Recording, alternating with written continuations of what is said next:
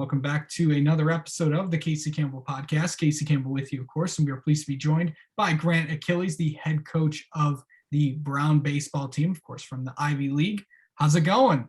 It's great, Casey. Thanks for having me. Looking forward to catching up. So, this coming week's going to be, the next few weeks are going to be a big week for not just you, but for the program itself, because for the first time in 2 years, you're actually going to play a game. And that's and for people that don't know, I know that for a lot of leagues that did play last year, the Ivy League did not. And obviously because of all the things that are happening with COVID and all that stuff. But what does it feel like to finally get out there and get going? Gosh, yeah, we are just excited. That's an understatement.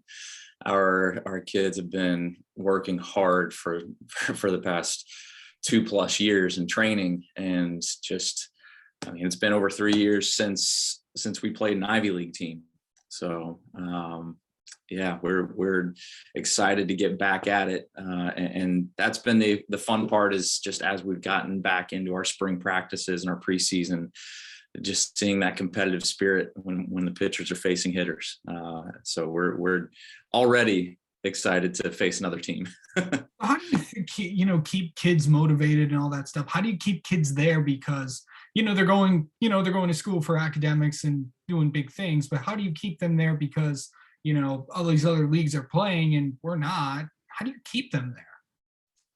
Yeah, a great question. I think a lot of the recruiting process for us stems from trying to encourage them to be the best version of themselves. And that's making the decision to lean into a really challenging academic atmosphere that's going to position themselves just strategically for life after baseball, and then position themselves to be in a competitive environment for the highest level of college baseball, the Division I level. And I think when that part was taken away, it was, there's really no good metaphor.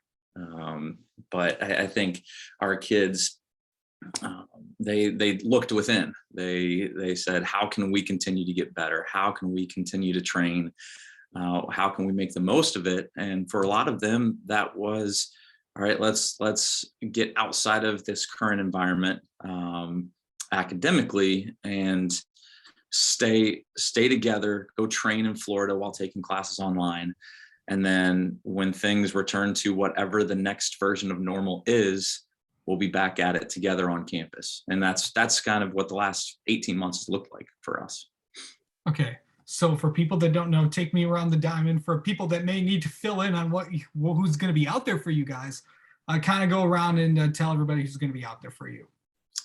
Sure. Yeah. And we're in a unique position. We have a smaller roster for a variety of reasons. And so object and goal number one is to get everybody to stay healthy, so we don't have to shift and adjust and adapt too much. But we really feel like we have some key parts and some interchangeable parts, just because of how prepared we are positionally and on the mound.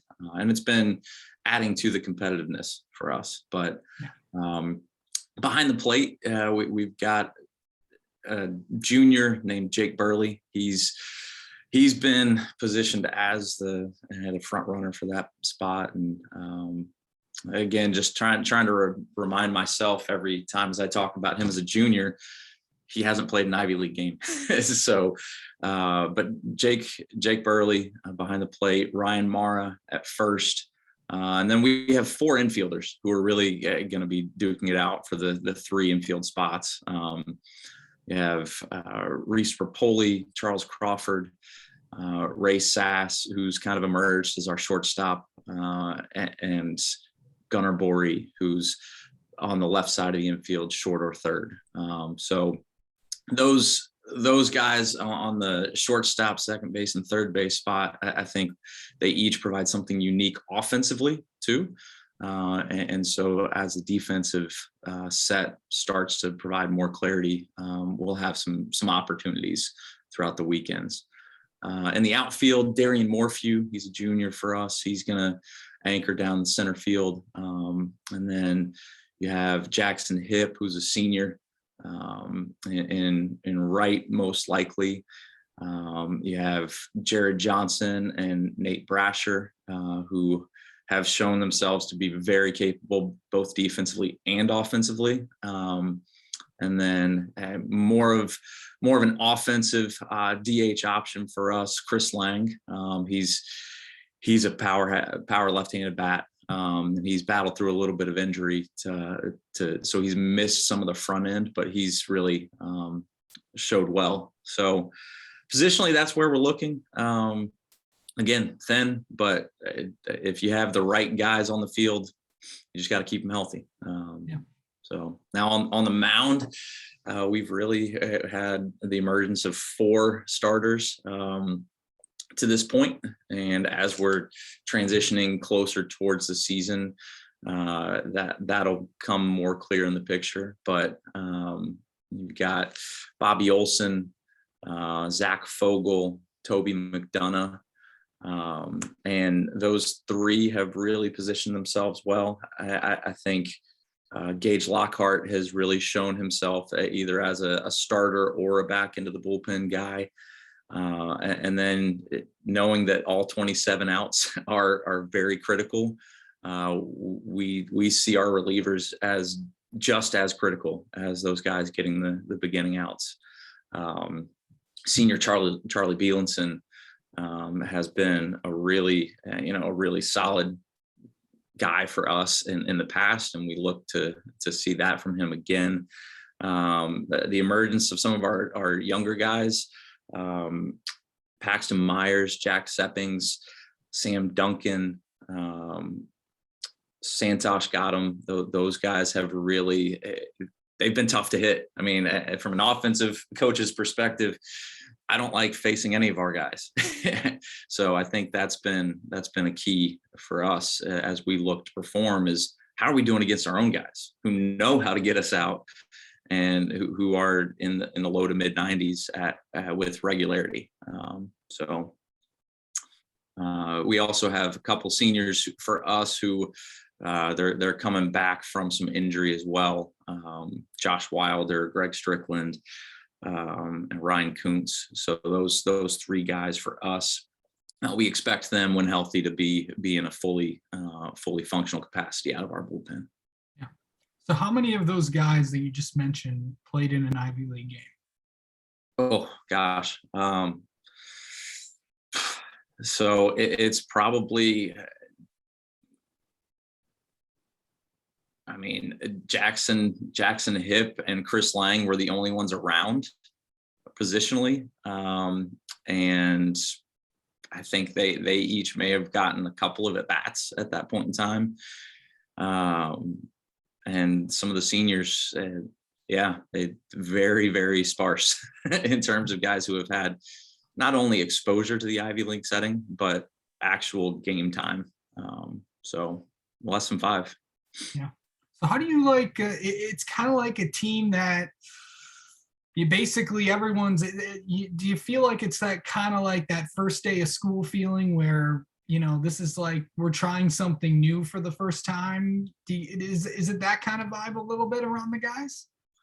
I think we've been prepared, or preparing rather, for so long. And a lot of our emphasis as coaches has been on the mental side, trying to go through their preparation beforehand, so that when we get in the physical moment, we're able to stay in that moment. We're able to rely on and trust in all of the hard work that we did. So while we're getting closer to the competitive setting and getting closer to the competitive setting against another team, I should say, our focus as a coaching staff has been to make our training harder than the competitive setting against another team should be.